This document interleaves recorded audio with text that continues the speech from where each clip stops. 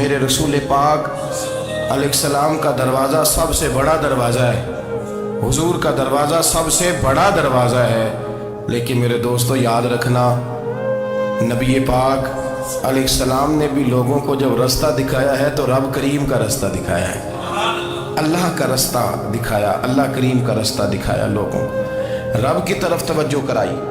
میرے رسول کریم سید عالم صلی اللہ تعالیٰ علیہ وسلم نے لوگوں کی اللہ کی جانب توجہ کرائی اور لوگوں سے یہ کہا کہ وہ اپنے رب کریم کی جانب اپنا ذہن رکھیں، اپنی توجہ اپنے اللہ کی جانب مبذول کریں۔ میری بات کو اچھے طریقے سے سمجھیے گا، علم اللہ تبارک و تعالیٰ عطا کرتا ہے تو اسے اللہ کی عطا ہی سمجھنا چاہیے۔ کچھ لوگوں کے پاس علم ہوتا ہے پر علم نافع نہیں ہوتا، وہ ٹامک ٹونجا مارتے رہتے ہیں ساری زندگی۔ علم کو اللہ کی عطا سمجھیں، اپنی عقل پر اپنے شعور پر زیادہ بھروسہ نہ سمجھیں، نظر اللہ پہ رکھیں۔ حضرت مولا علی شیر خدا کرم اللہ تعالی وجہہ الکریم سے کسی نے پوچھا تھا بڑا عالم کون ہوتا ہے؟ ہمارے ہاں تو اب وہ والے عالم پائے جاتے ہیں نا، اللہ ماشاءاللہ، جو ممبر پہ بیٹھتے ہیں تو دعوے ہی دعوے، ممبر پہ بیٹھتے ہیں تو دعوے ہی دعوے، اس طرح کے عالم ہمارے ہاں پائے جاتے ہیں۔ وہ ہر بات میں دعویٰ کرتے ہیں، میں یہ کر دوں گا، میں وہ کر دوں گا۔ یہ مثال علماء کا نہیں۔ حضرت علی المرتضیٰ سے کسی نے پوچھا بڑا عالم کون ہوتا ہے؟ فرمایا بڑا عالم وہ ہوتا ہے کہ جسے مسئلے کا پتہ نہ ہو تو وہ کہہ دے مجھے نہیں پتہ، میں پتہ کر کے بتاؤں گا، غلط بات بیان نہ کرے۔ امام مالک سے کسی نے کوئی مسئلہ پوچھا تو آپ فرمانے لگے مجھے اس سوال کا جواب نہیں آتا۔ ہمارے بزرگ سمجھاتے کیا ہے؟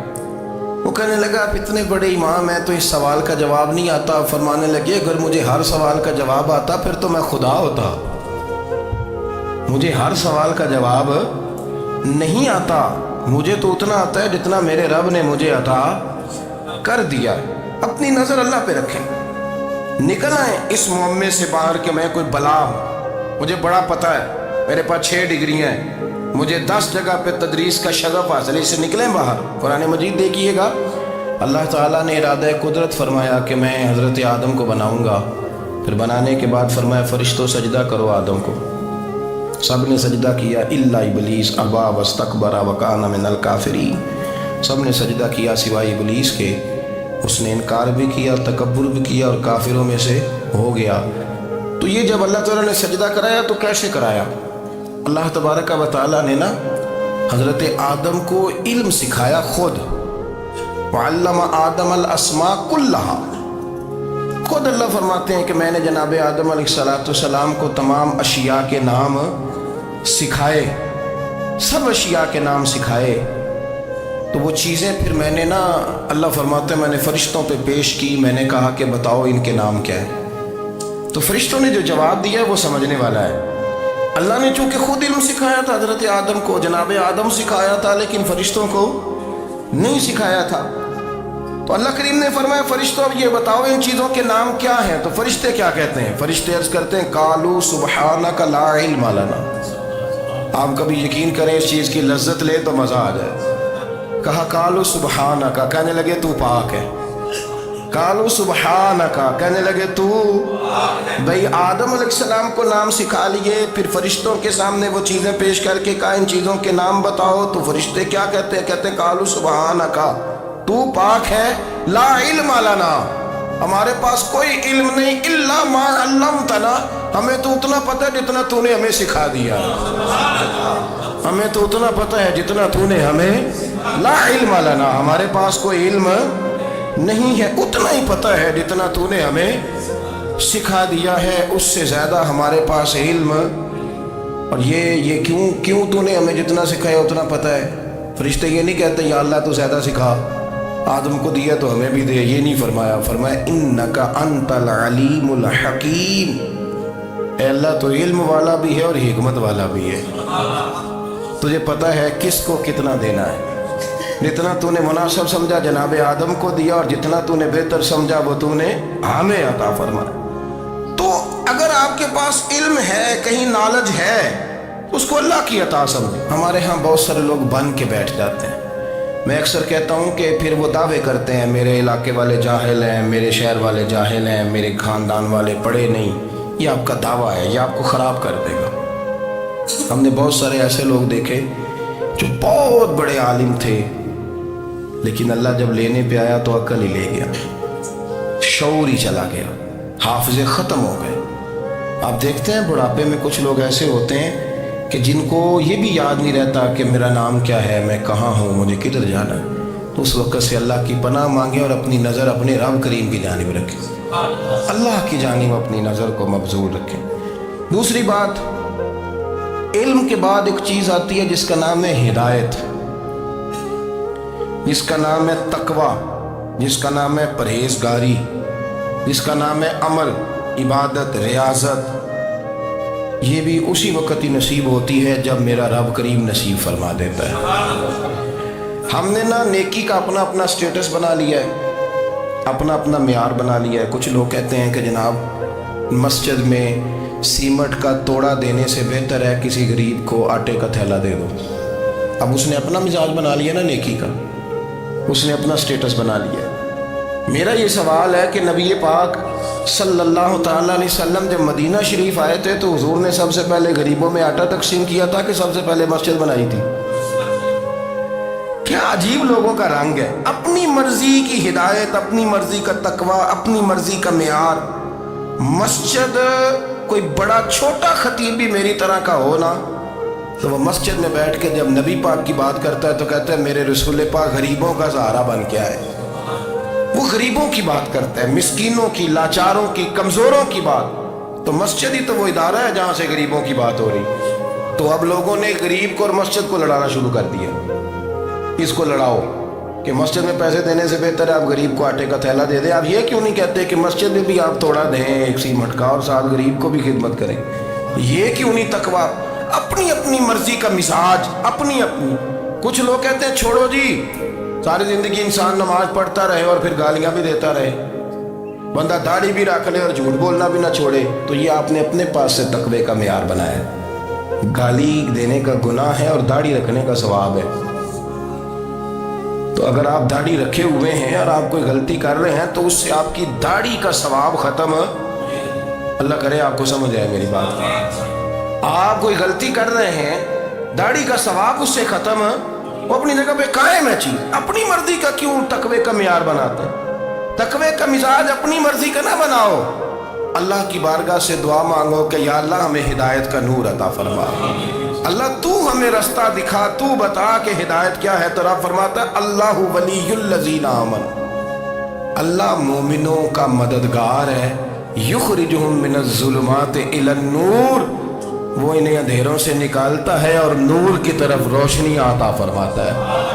अंधेरों से नूर की तरफ अल्लाह लाता है। अल्लाह वली, अल्लाह मोमिनों का वली है, वो इन्हें अंधेरों से नूर की तरफ निकालता है। हिदायत हमेशा अल्लाह की तरफ से समझो। जब वो नमाज की तौफीक देता है तो अपने फजल से देता है, जब वो जिक्र की तौफीक देता है तो अपने फजल से। हम समझते हो जी फलाना नहीं पढ़ रहा बड़ा बेवकूफ है, फलाना नहीं पढ़ रहा, तो तू क्या अपनी अकल के तौर पे पढ़ रहा है? मैं जी अल्लाह के फजल से 2 पारे पढ़ता हूं, तो किस पे एहसान करते तू 2 पारे पढ़ के रोया कर। अगर मालिक तो बड़ा करीब नहीं, बड़े लोग हैं जिनको पूरा कुरान हिफ्ज़ है पर उन्हें पढ़ने की तौफीक नहीं, तूने फजल किया और मुझे तौफीक दे दी है पढ़ने। रोया कर, पढ़ के रोया कर। राती सारी कर कर जारी, वो नींद अखा थी धोंदे ते फजरे ओही गुनाहगार कहावन सब तो नीवे होंदे। मेहरबानी करें, डरे, नेकी करें तो फिर डरे, फिर एहसास पैदा करें, फिर अपने अंदर वो कमजोरी लाए, कहें तौबा तौबा मुझे तो पता ही नहीं, तो जानता ही नहीं। हज़रत सैयदना इमाम आज़म अबू हनीफा रहमतुल्लाह ताला अलैह के साथ एक शख्स कहता मैंने नमाज पढ़ी तो इशा की नमाज थी। ये जो लोग बड़े होते हैं ना, इनके प्यार करने वाले बड़े होते हैं, उनके गिर्द खौफ भी बड़ा ही होता है, उन्हें बड़ा डर लगता है, बड़ी बाज़ुकात आजमाइश होती है उनकी। इशा की नमाज कहते पढ़ी तो इमाम साहब ने ना इशा की नमाज में तिलावत की आयतें फमन यअमल मिस्काल ज़र्रतिन खैरन यरा वमन यअमल मिस्काल ज़र्रतिन शर्रन यरा। फरमाया जो ज़र्रा बराबर खैर करेगा वो भी क़यामत में देखेगा, और जो ज़र्रा बराबर शर करेगा वो भी क़यामत में उस शर को دیکھے گا اس کے سامنے آئے گا. تو وہ شخص کہتا ہے کہ سارے لوگ نماز پڑھ کے چلے گئے تو امام صاحب رحمۃ اللہ علیہ نے اپنی داڑھی پکڑی رو رہے ہیں. کہتے ہیں وہ ذرہ برابر نیکی کا بدلہ دینے والے، وہ ذرہ برابر شر پہ سزا دینے والے میری سفید داڑھی کو دیکھ. مالک میرے ذرے ذرے سامنے نہ لانا، لوگ تو میری بڑی قدر کرتے ہیں دنیا، میں تو بڑا پہچانا جاتا ہوں، لوگ تو میری راہوں میں پھول لیے کھڑے ہوتے ہیں، مجھے بڑا نوازتے ہیں. قیامت میں رسوا نہ کر دینا، میرے لیے مشکل ہو جائے گی. وہ کہتے ہیں میں نے امام صاحب کا درد دیکھا، مجھے کوئی کام تھا تو میں چلا گیا. میں نے کہا کہ وہ اس وقت اللہ کے حضور حاضر ہے تو میں دوبارہ آؤں گا. کہتے ہیں میں تہجد کا وقت آیا تو امام صاحب وہیں بیٹھے تھے اور ان کی داڑھی آنسوؤں سے بھری ہوئی تھی اور زور سے داڑھی پکڑی ہوئی. کہنے لگے مالک رسوا نہ کر دے، قیامت میں رسوا نہ کر دے. یار جو ہدایت یافتہ لوگ تھے وہ تو ڈرے ہوئے تھے، وہ تو سہمے ہوئے تھے. وہ تو کہتے تھے یہ اس کا فضل نہیں، اس نے بلا لیا، یہ اس کا کرم نہیں. حضرت باعزید بستامی کسی کافر کو دیکھتے تو رو پڑتے، کہتے مالک تو کتنا قریب ہے، یہ بے ایمان رہ گیا، تو نے اپنے فضل سے مجھے اپنے نبی کا غلام بنا لیا. وہ رو پڑ. یہاں تو لوگوں کا دعویٰ ہی بڑا ہے.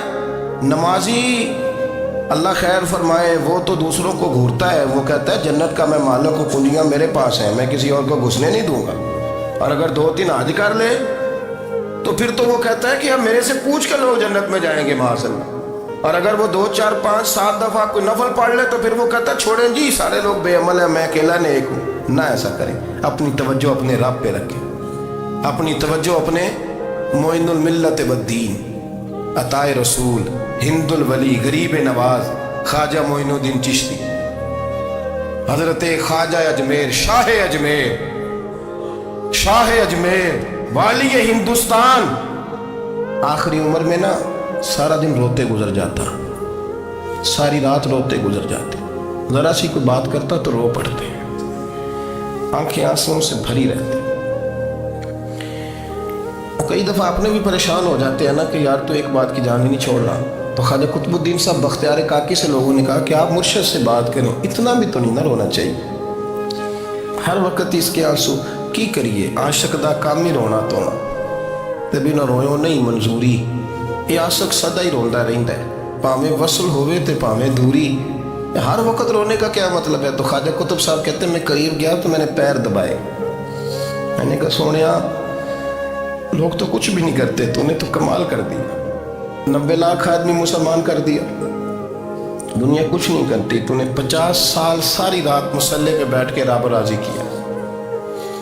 تو شہزادہ تھا، حضور کی اولاد تھا، لیکن معین الدین تیرا ایک پلاٹ بھی نہیں. تو نے طالب علم پالے، انہیں غریبوں کو دیا، انہیں نوازا، کوئی شے نہیں تیرے پاس، ہر چیز تو نے.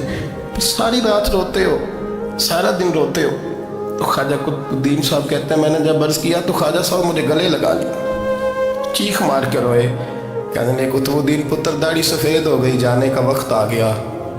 جو تو نے نیکیاں گنوائی ہیں وہ ہیں صحیح میرے پاس، پر یار کی بارگاہ میں پیش کرنے کے قابل ایک بھی نہیں. تو بارگاہ تو دیکھ کتنی بڑی ہے، رسول کریم کی بارگاہ میں پیش کرنے کے قابل ان میں سے ایک بھی نہیں. تو آستانہ دیکھ کتنا بڑا ہے، کیا پیش کروں گا، کیا عرض کروں گا حضور کی بارگاہ میں، کس طرح. وہ یار جو بڑے تھے وہ تو ڈرے ہوئے تھے، سہمے ہوئے تھے، وہ تو بڑی آزمائش میں تھے. لیکن میرا اور آپ کا رٹا 2 نمازیں پڑھ کے 6 نمازوں کا دعویٰ کرنا اور لمبی چوڑی کہانیاں بنانا اور اپنے منہ سے اپنی تعریفیں کرنا، اس سے تھوڑا باہر آئیں. رزق بھی میرا اللہ ہی دیتا ہے، علم بھی اللہ دیتا ہے، رزق بھی. بڑے بڑے فقیروں کو مالدار ہوتے دیکھا، بڑے بڑے مالداروں کو فقیر ہوتے دیکھا.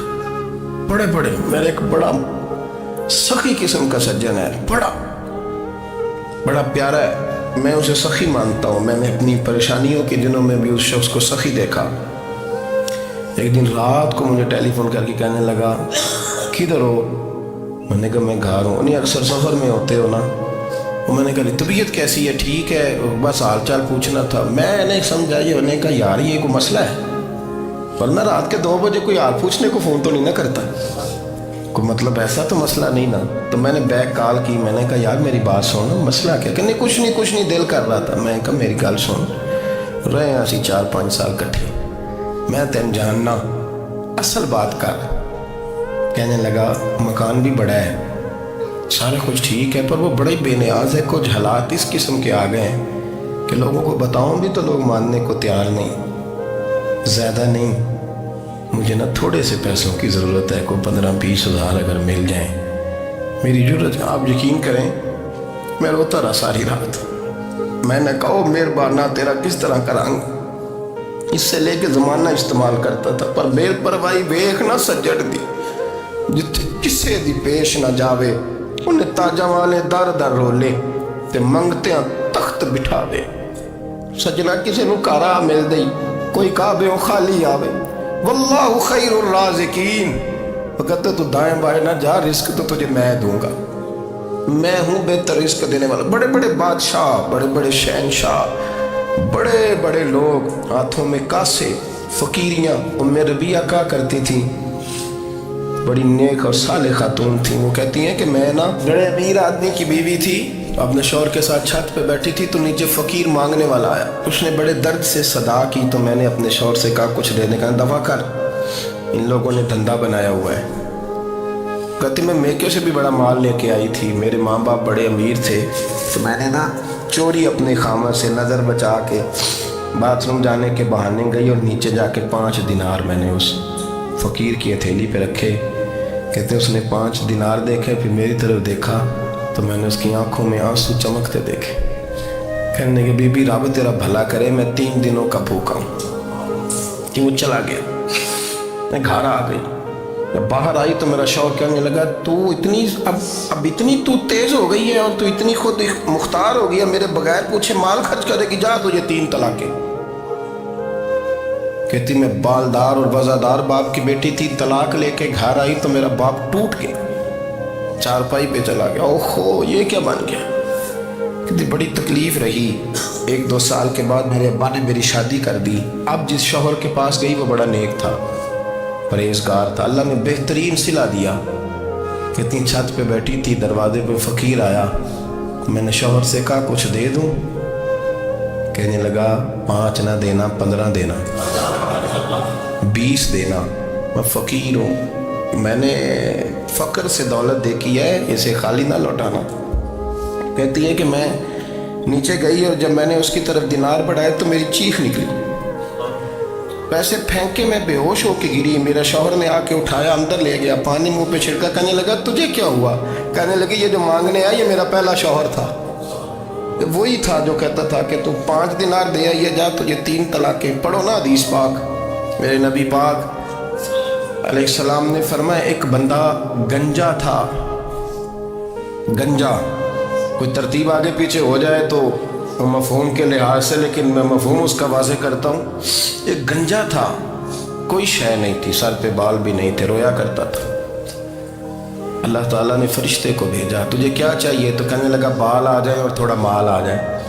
فرشتے نے ہاتھ پھیرا تو بال بھی آ گئے تو بکریاں بھی آ گئیں, لائنیں لگ گئیں, مال ہی مال ہو گئے. دوسرے کے پاس گیا, وہ کوڑا تھا, اس کو جا کے کہا کیا چاہیے؟ کہنے لگا شفا ہو جائے اور کچھ اللہ تعالیٰ آسانی کر دے. شفا بھی ہو گئی, گائے بھی دے دی, بھینسیں بھی دے دی, مال ہی مال ہو. پھر ایک کے پاس گیا, وہ اندھا تھا, تجھے کیا چاہیے؟ اس نے کہا آنکھیں مل جائیں اور کچھ ساتھ, اللہ مال دے دے. اونٹ ہی اونٹ ہو گئے. جب بڑا نواز دیا تو پھر مالک نے امتحان لینے کا ارادہ کیا. یاری تیری سونا ہے پر آزمائشاں بھی تیریاں اگ, آزمائشاں تیریاں, صحیح کہہ رہا ہوں, آزمائشاں تیریاں. یاری تیری سونا ہے پر آزمائشاں تیریاں, یہ سونا پرکھیا جان دائی پہلو نہ لگاں دے لگ. اللہ نے فرمایا آزمائش کرو. سب سے پہلے گنجے کے پاس آئے, اسے کہا اللہ کے رستے میں کچھ دیکھا نہیں لگا, میرے خرچے ہی بڑے, دیکھو تو صحیح کتنی مشکل میں وقت گزارتا ہوں, حال ہی کوئی نہیں. تو اس نے کہا میں نے تو سنا ہے تو گنجا اور بھوکا ننگا تھا. کہنے لگا میں تو جلدی پوچھتی رہی سے اعظم ہوں, تجھے کس پاگل نے کہا ہے بھاگ جا؟ اس نے کہا اچھا جیسے تو تھا ویسے ہی ہو جائے. کھیت کھلیان اجڑ گئے, پھر سے گنجا ہو گیا. حضور علیہ السلام فرمانے لگے, پھر وہ اس کے پاس گیا جو کوڑا تھا, اسے کہا کچھ دے. کہنے لگا خرچے ہی بڑے.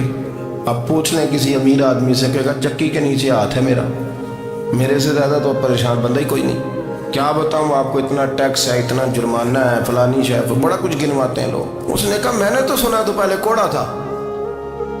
उसने कहा अच्छा दौड़ जा, मैं तो रईस आज़म हूँ, दादा भी परदादा भी और सारी नस्ल ही। उसने कहा अच्छा जैसे तू था वैसे ही हो जाए। फिर वो गया अंधे के पास और जाके कहा अल्लाह के नाम पे कुछ दे। तो कहने लगा रब के नाम पे, ये खड़े हैं ऊँट जितने तेरे दिल करे ले जा। उसने कहा क्या माना इस बात का? कहने लगा यार तुझे क्या बताऊं, मैं तो अंधा था, मैंने तो कभी दुनिया देखी नहीं थी, फिर उस करीम ने फजल किया तो मुझे बड़ा कुछ दिखाया। मैं क्या बताऊं, मेरा दिल कर रहा है कह दूं कि फिर उसने काबा दिखाया, फिर उसने रोज़ा रसूल दिखाया, फिर उसने रियाजुल जन्ना के सजदे दिखाए, फिर उसने अपने महबूब के दरवाजे की रौनकें दिखाई। उसने बड़ा कुछ दिया, उसने बड़ा नवाजा। मेरे पास तो शायद मैं बदकार पुराना खादम, किसे दर मिली न ढोई, एते वासफ यार ने नजर जो की थी, फिर वासफ ही होई। ये तो उसका करम हुआ। तो ये वो कहने लगा तो अल्लाह के नाम पे जान मांग, मैं वो भी देने को तैयार। मेरे पास तो शय कोई नहीं था, मुझे तो अपना पता है, मैं तो कोई शय नहीं था, कुछ नहीं था मेरे पास। ये तो उनका करम है कि रुख इनका उधर है।